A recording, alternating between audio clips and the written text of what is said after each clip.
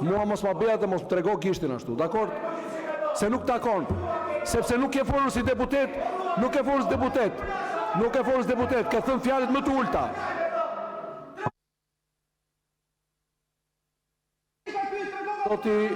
Zoti Balla, fjalën për sqarim. Nuk të marr lej ty se të fjalën, po zoti kryetari i kuvendit, kërkohet zoti Balli fjalën edhe ulu atje sepse e nuk e thyer rregullore. Me gjithçka kam thënë unë sepse nuk ka lidhje fare asnjë fyrje, bëhet fjalë për një numër telefonik që në Bashkimin Evropian merret për të marrë informacion mbi Bashkimin Evropian. Kaq është e thjeshtë.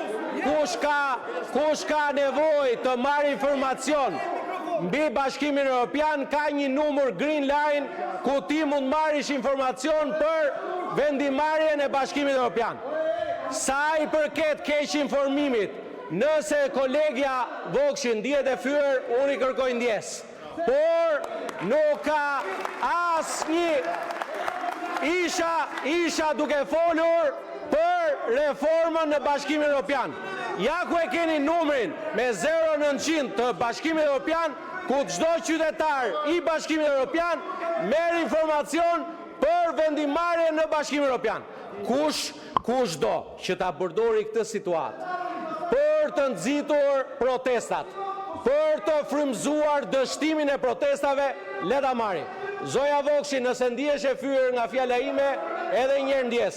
Ndërkohë zoti kryetar, për të gjithë atë lum rrugaçi të një njeriu që nuk njeh as din, as iman, as familje, sigurisht që unë edhe për dëmtimin e pajisjeve të folit.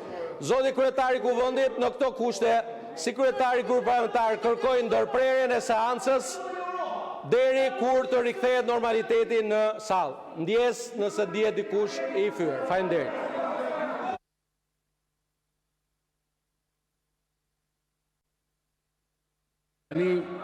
Mbas ndjesës së zotit Balla, lutem të vazhdojmë seancën, zini vendet dhe mos e përdorni si pretekst për të prishur seancën. Është zonja Vokshi që duhet të flasë, jo ju. Nëse këtu kemi një ndjes të zotit Balla, kemi dhe një sqarim, nëse jeni të interesuar të vazhdoj seanca, si asnjë ndjes, se nuk do ti zoti Balliu, nuk do ti ndjes se ti mbase këtë situatë do. Dakord? Është kërkuar një ndjes ndaj zonjës Vokshi. Ti nuk e pranon, por nuk pyetesh ti në këtë rast. Pushim derisa të vendoset qetësia në sallë.